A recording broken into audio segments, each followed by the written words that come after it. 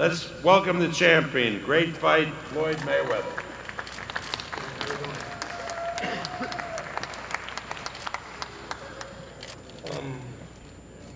I want to thank all the fans, all the media. I want to thank everybody for supporting this event.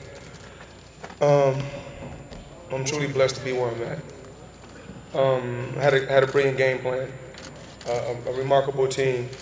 Like I said before the fight, my dad's a hell of a trainer. Freddie Roach is a hell of a trainer, and I don't take nothing away from Freddie. I don't take nothing away from my dad. When it's all said and done, it comes down to the two combatants. Manny Pacquiao is still a champion. You know, he still has a lot left. And, you know, I was a better man tonight, more calculated fighter. Took my time, had patience, and was working on, you know, countering and basically using the jab.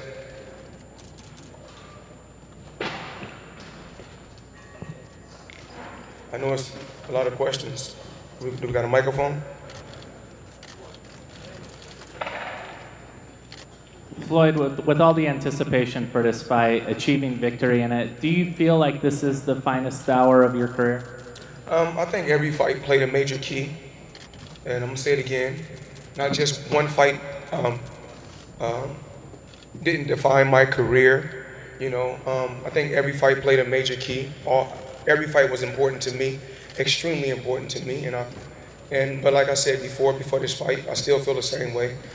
My love and my passion for boxing is not the same like it once was. But this is my job, and I got to go out there and be at my best when I'm doing my job. And my team, like I'll keep giving props to my team. I'm always gonna give props to my team, but you know, I started with Top Rank. You know, I had other plans to do things my way, and Leonard Ellerby has been with me, I mean, almost 20 years. And Al Heyman, we work hand in hand. We communicate always. And we just had a brilliant game plan. And the ultimate goal was to make 9 figures in one night. And that's what we did. Floyd, Manny was up here talking about how he had an injured right shoulder from training camp, and that it started really hurting in the 3rd round. Mm-hmm. Did you notice that it looked like he had a problem in the ring?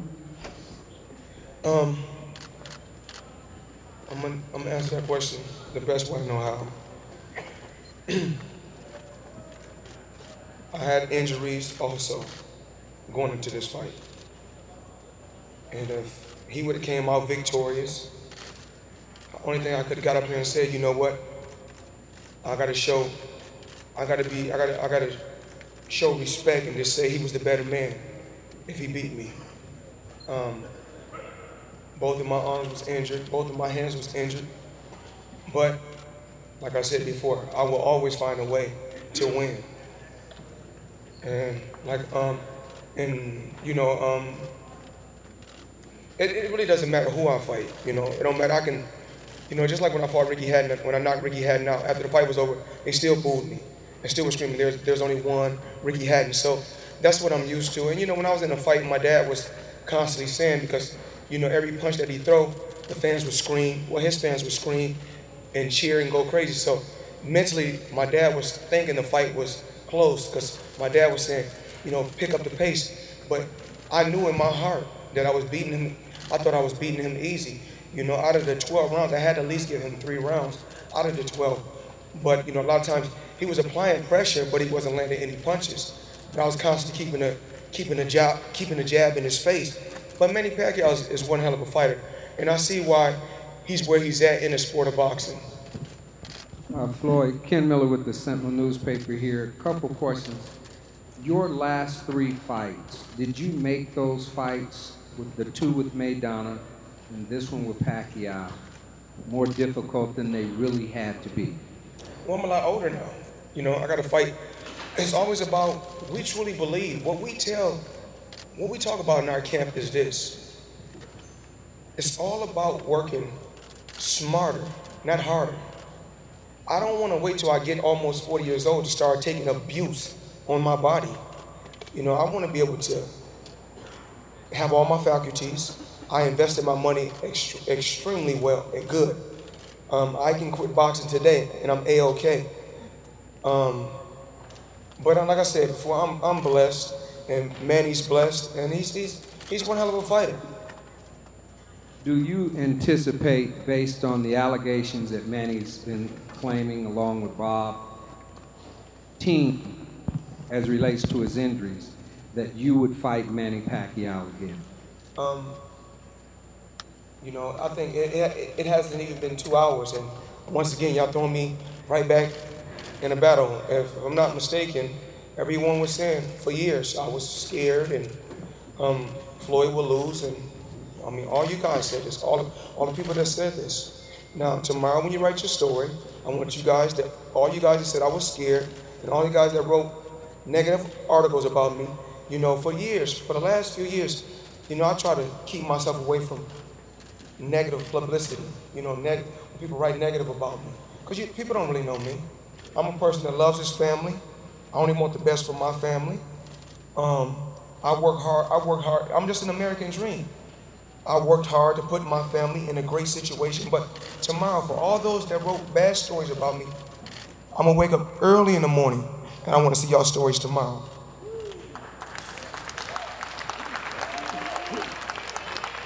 Hey, Floyd, who's left out there for you? Khan? Once again, there you guys go again. There you go again. Let me enjoy my victory at least. Let me enjoy my victory. Can I enjoy my victory, please?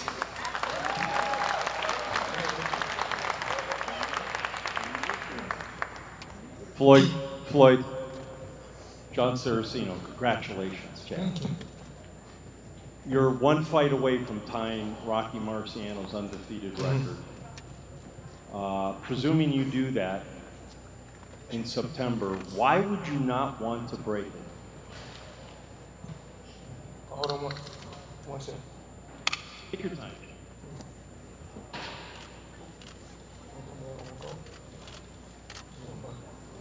I gotta drink that Warren Buffett drink. You know, he's a close friend of mine.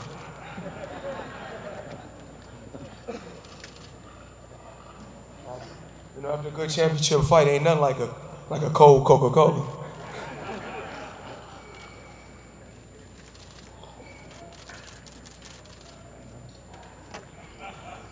We had a game plan. I know you're talking about Rocky Marciano. I think that I always wanted to do things just my way. You know, I didn't come into this boxing business or this boxing game to try to outdo anyone. I just wanted to be me, and I just really wanted to just do me. I never really wanted to come in this game to to come in and break guys' record. If it was going to happen, it was going to happen. And I used to always tell Leonard, when this guy left a six-figure paying job in Washington, D.C. to come here and help me, he was only, when I was fighting, of course, I can't say Top Rank wasn't making sure that I was comfortable. At that particular time, I was extremely comfortable because I was a multi-millionaire at a very, very young age. So I'm not here to bash Bob Arum. I'm not here to talk bad about Bob Arum or Top Rank. It started with Top Rank. So I take my hat off to them, to Top Rank and the whole staff for doing a remarkable job, for helping me get to a certain point in my career and then letting me become my own boss. But Rocky Marciano he's one hell of a champion. He's one of the guys that paved the way for me to be where I'm at. Rocky Marciano, Ali, Sugar Ray Leonard, Sugar Ray Robinson. But, you know, there's no different from Ali. You know, he called himself the greatest. And this is my era. And in my era, I'm TBE.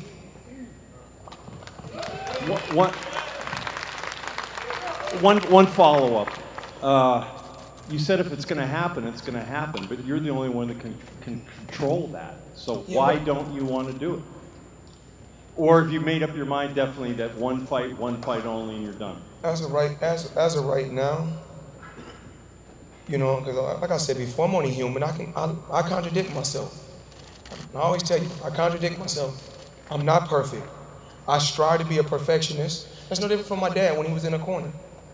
My dad was on my ass. He was like, listen, Your ass need to pick it up.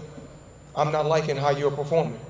You're doing enough, but you're not doing what I want you to do. Pick it up. But I know deep in my heart and deep in my mind, I was winning. But my dad was just going by the audience. He didn't want, because, you know, he's been reading about, they're going to, you know, he's been following the fight. I haven't been following the fight. What I did was I go on demand, I watch movies, I watch playoff basketball, and I stayed away from worrying about what the media says and worry about watching my show All Access or watching any shows leading up to this fight. My whole focus was to go out there and just do me. And my dad was just in the corner. He was on my ass because he felt like anytime the guy threw a punch, they'll scream. So if you keep a pressure, he can swing a shot and miss. They'll scream. So he felt like the fight was extremely close. But I knew, with me having experience at this level, the judges is not going by the crowd screaming. The judges is going by shots landing. And when it's all said and done, when my career is over, TBE, I don't want to be just known as the best fighter inside the ring. TBE is not just inside the ring. I'm a calculated fighter. I make it's just smart moves on the outside. I play chess on the outside as far as choosing the right people on my team.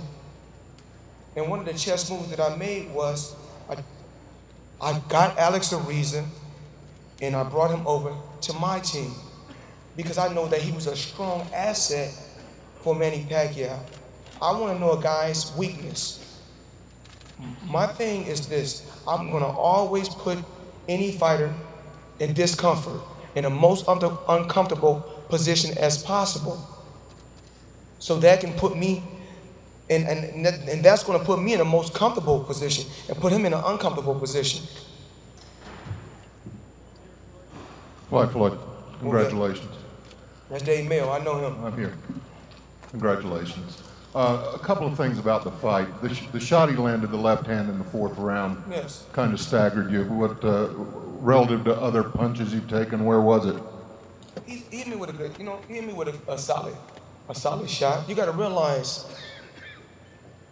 with my career, early on I was extremely active. I was always fighting. Whereas now, I take so much time off. Manny just fought Algeria. And the last time I fought was September. When did he fight Algeria? I don't know if I'm calling the guy name out right. I don't want to disrespect him. November. So he just fought in November. So he's a little bit sharper than I am. It's just like this. When you're in a contact sport and you're always engaging in battle, you could take a shot a lot better. To whereas if I'm sitting off 6, 7, 8 months, when I get in the big fight and I get hit with a good shot, it's like, damn, it wakes me up. Like, okay, now I know where we at. There was that little moment I think it was at the end of the 11th round where he banged his gloves together, tried to kind of encourage you, and you banged your gloves back and jabbed him. When there's a little kind of an exchange between fighters, where were you with the fight at that time? Did you think you had him? I knew I had him from round one. From round one. I came out there, I filled him out.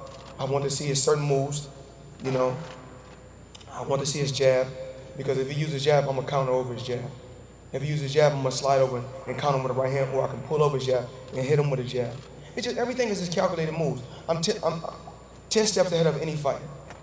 Even like when he hit me with a real good shot, I took it, I said, just stay right here, you've been here before, you know what it takes, just wait, he's going to shoot his low, make him miss, and then what I do is go down to his body, slow him up, and when I slow him up with the body shot, look down body, feint him, touch him with the jab. There are probably millions of people watching this who would say that maybe the only way you could top this is to lose.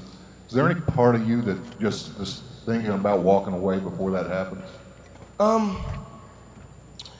Once again, I was born a winner. I'm gonna die a winner. I don't really try to focus on winning. Like I said before, I was brought up in my family. All we knew was to be first. And whatever we did, it's always about being first. Win, win, win. That's all I knew. To whereas What I install in my children is this. If you guys give me 100% and you guys don't win, you're a winner in my eyes as long as you gave me 100%. So I look at things totally different. What's been installed in my head from day one is still in me. Cool. Just a question here, Floyd. Floyd, you mentioned during the build-up to the fight that you weren't crazy about the sport of boxing anymore. Does this win somehow rekindle that or change your outlook on that? No, absolutely not. I mean, I still feel the same way. This was just another day at work. There's another. I mean, no different from the guy I fought in my third fight. I feel the same way about this fight right here. I mean, you guys was the one that said this guy can beat Floyd, and you go look at the throughout the years, Floyd is scared, Floyd is a coward, Floyd is a chicken. You guys were all those stories tomorrow, and all I wanted you guys to do, I made you guys eat your words, and you know I made you guys eat your words. So tomorrow when y'all write them stories, I want y'all to say, the non-believers, Floyd Mayweather turned us into believers. Write that tomorrow. Hey, Floyd, My God. congratulations. You have one more fight, so the end is near for your career. What will it be about doing this that you miss when it's all said and done? Actually, Kevin, I don't really think I'm gonna miss the sport. You know, far as, cause I don't really watch boxing, I couldn't tell you what guy is on. I can tell you what guy is on the rise once a guy come into my boxing gym and I see him, or I can watch a guy fight, but I don't really watch boxing like that. You know, at one particular time, I loved the sport of boxing. I wanted to go to every fight. I wanted to be at every boxing event, but throughout the years, I just lost the love for the sport. So when you look in 2008, 2009, when you took your break and you had made an announcement that we you just call it a little vacation. We call it a little vacation. statement put out that you had retired. Did you miss it at that point after you had been on that vacation? Did you start to miss the grind and miss going to the gym and all that? I just think that the body needed to rest. I think I needed to rest. You know, at that particular time, Kevin, I think the body just needed rest. Sometimes my body just needs rest. No different from you as a writer, you know, with Yahoo. Sometimes you need to take a break and then you come back better. So, you know, I needed a vacation. But, you know, undisputed champion at welterweight and WBC and WBA champions at super welterweight. So 5 belts in 2 different weight classes right now. But I think Monday I'm gonna relinquish all belts. You know, Monday, you know, I made a decision in the back that my last fight may not be a championship fight. I'm gonna give up all the belts. It's still gonna be a 12-round fight, but I'm gonna relinquish all the belts Monday. Floyd, you over here. You obviously you won. You dominated him, in you know, technically. And I just wondered. They said afterwards that he had been refused an injection for his shoulder, okay, by the Nevada State Athletic Commission. That's by the by for now. But what I'm saying is, he was very left-handed in the fight. Would you consider a second fight with Manny Pacquiao? Because it was enormous, wasn't it? It was a massive global event. Only thing I want to do right now is go home and rest. All I want to do is go home and rest. I'm not thinking about Manny Pacquiao at this particular time. We both made, I mean, we can't put a number on, you know, I can't put a number on, I can't say what he has done, but for my team, you know, in the back today, for them to tell me I made $2.8 or $2.7 million with a minute, or what was it, a minute? You know, for my team to hand me a $100 million check in the bag is remarkable. And I'm saying, and I just want to talk about the things my team done for me, so I can let you guys know how we conduct and handle business. You know, before I even, this week, in the last 4 days, including with today, well, the last 4 days, my team, I made 25 million before I even got to the fight. And then my team, you know, after the fight, I was guaranteed 100 million. And then, you know, I still got money on the back end and other money that comes in. So we're looking upwards of 200 million. So I'm blessed to be where I'm at. I'm just very, very thankful. As most people have estimated, it's a kind of $500 million fight, this. And it could be even more, given that the pay-per-view could be even bigger than anyone thought. But how do you get up for an even bigger fight the next time, then? Because when I go in the boxing gym, and this is the truth, what I'm going to tell you guys. Well, everything is the truth, because I'm a realist. When I go to the boxing gym, normally, like, just say on an everyday basis, my driver, he drives me in a Suburban truck. Every day I ride a Suburban truck. Only time I ride my high-end exclusive automobiles is when I go to the boxing gym to motivate all the fighters that's under the Mayweather promotion banner, to let them know, if I can do this, you can do this too. And that's why, you know, that's when I drive my expensive automobiles only to the boxing gym. But as far as going to the club and going out, no, not at all. You know, and I just sit back and think about Al Heyman and what this guy has brought to the table and what this guy has done for the sport of boxing and how we have worked together.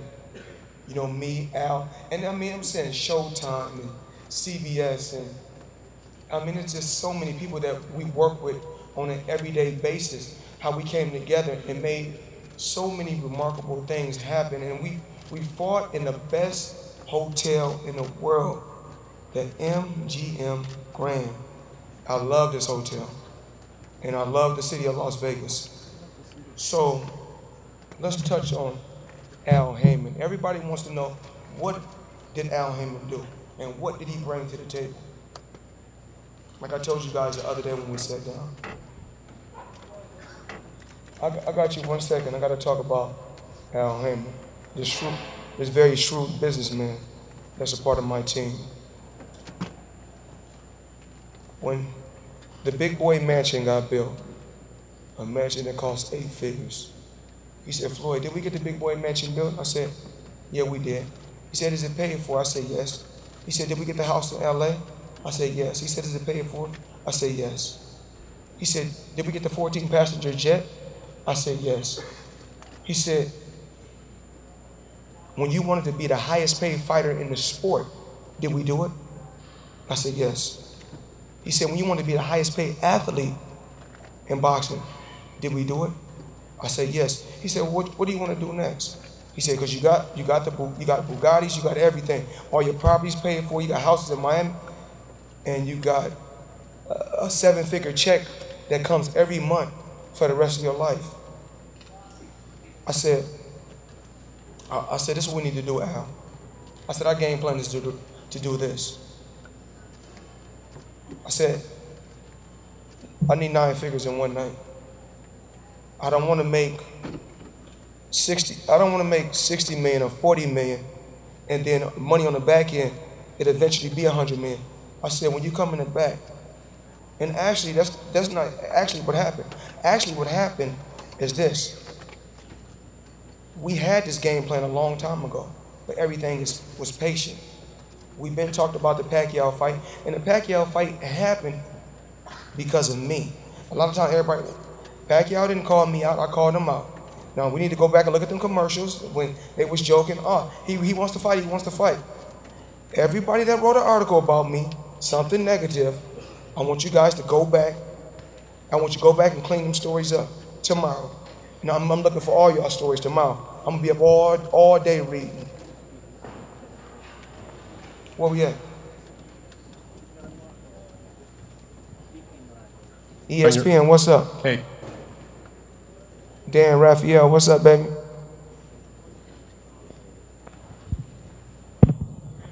Hey. Talk to me.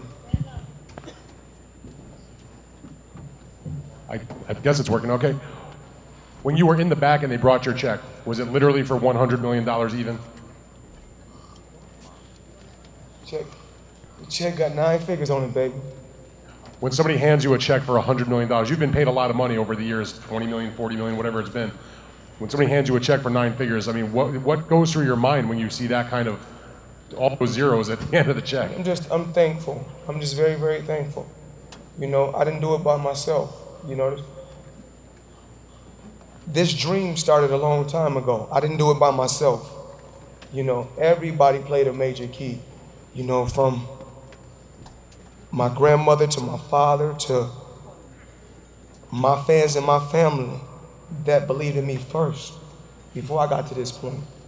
So everybody played a major key for me to get to where I got to. When they give me a $100 million check, but once you get to a certain point, you can't buy nothing no more anyway. Once you got watches and you got cars that cost millions of dollars and you got a check, you got a 7-figure check that come in every month, there's nothing you can there's nothing you can buy anymore. You got a private jet, you've been around the world, there's nothing you can really buy anymore. Only thing you want to do is continue, you want your team to grow, but what I truly believe in is this. I don't teach you, I don't go fishing for you. I teach my team how to fish. And the thing is this, I'm glad that my dad is back on my team.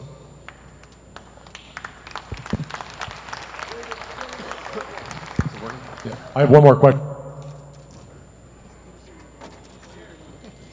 You're going to retire after a September fight and walk away from the sport, presumably on top. My question for you is, when you look around the boxing landscape, can you tell me about any other fighters you see who are either already established or maybe who are on the rise, guys who you think that could become stars in their own right, perhaps step in to the pay-per-view realm and not necessarily become you, but get up there and become the new face of boxing, if you will? It's really, it takes, you know, fighters think that it takes just knowing how to fight to be, you know, I can fight so I can become a pay-per-view star.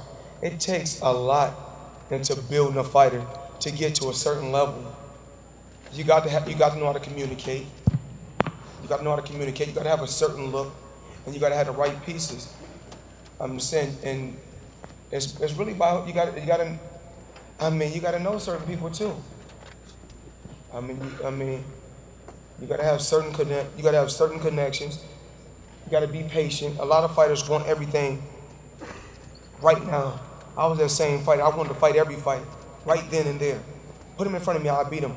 But then as I got older and wise, I said, nah, we can wait. Even like the Pacquiao fight before. You know, before I was guaranteed 50 million. I said, nah, we ain't ready right now. It really wasn't that I wasn't ready. It was that Top Rank and Mayweather Promotions and other people surrounding both camps couldn't get on the same page. But then ultimately we got on the same page, then we were able to make the fight happen. Where we at? Floyd? Hi, Floyd. I have 2 questions for you. Would you say that Manny is the toughest fighter you've ever faced? And the second one is he's been wanting to invite you to Bible study. I was going to say Manny's, he's a remarkable fighter. He's an unbelievable fighter. But I can't just say that he's the toughest fighter that I faced. And I can't say he's the hardest puncher that I faced. But I can see why he's where he's at in the sport, to whereas it's just as little moves that he tried to make in a fight. But with me having so much experience boxing so many different styles, I can counter and calculate his moves. Did he invite you to Bible study? He said he wanted to do that after the fight. Well, you know, a lot of people try to turn this fight into good versus evil, and I didn't really care to entertain that. You know, I believe in a good man just like he do. You know, I pray and I love my family, and you know, it's just that I didn't really appreciate everyone basically calling me like this is the guy versus the devil. I mean, he's done a lot of bad in his life, and no one is perfect. Manny has made mistakes, just like I've made mistakes. No one is perfect, but each and every day we both need to grow and try to become better human beings. Floyd, congratulations. So when you said you were relinquishing your title belts, what is the reasoning behind that? Are you just trying to free up the belts for other fighters since you're retiring? I mean, I'll let Leonard answer that. Leonard, come answer that. It's about giving the younger guys an opportunity. Floyd's been in the sport. Floyd's been in the sport now almost 20 years, and there are a number of young and up-and-coming fighters, and you know, it's about giving other guys an opportunity. He's accomplished everything in the sport. What more can he accomplish? If I could ask Floyd one more follow-up to that. By giving up the belts, do you have a certain... Does he have a certain vision for his grand finale? Not what type of event? I think he just answered that question. You know, fight hadn't even been over an hour ago. You know, let him go home and relax. You know, enjoy some time with his family, and he'll think about down the road. Over here, I just wanted to ask Mr. Mayweather why he's going to relinquish his titles. Like he said on Monday, why?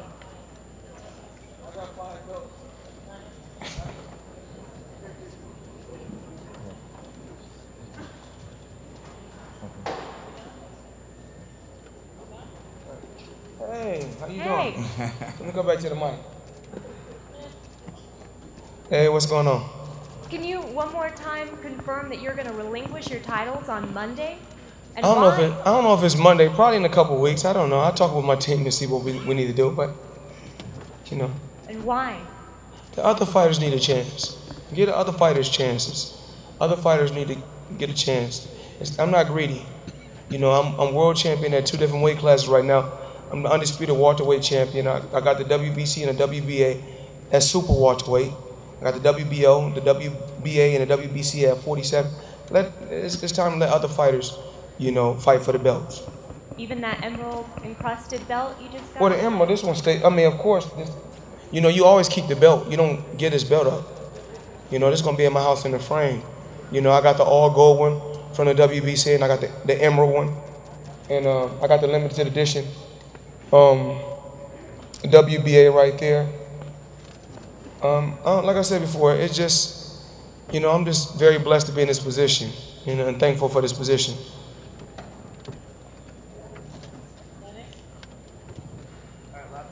Floyd, what was it like for you? Congratulations, Floyd. What was it like for you at the end of the fight when you knew that you had defeated Manny Pacquiao, and for once and for all, this whole thing had been put to bed? Describe that feeling.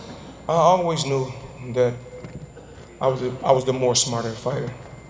You know, I knew he was going to be tough. You know, I knew he was going to be a tough competitor. He's tough. You know, but his footwork, you know, compared to my footwork is totally different. You know, when he come, I kept using the check hook, you know, using the jab, then hook off. Then when he get close, you know, defense, then I tie him up, you know, roughhouse him. I got to do that with experience, roughhouse him, then take him back in the center of the ring, box him, counter him, touch him with the jab, just being smart. You know, I got a 72-inch reach, he had like a 67. So I got to use, you know, like I said before, it's always about working smarter, not harder. And we believe in, you know, like I said before, taking less punishment as possible. And other fighters got baited into engaging toe-to-toe with Manny, and that's what he wanted.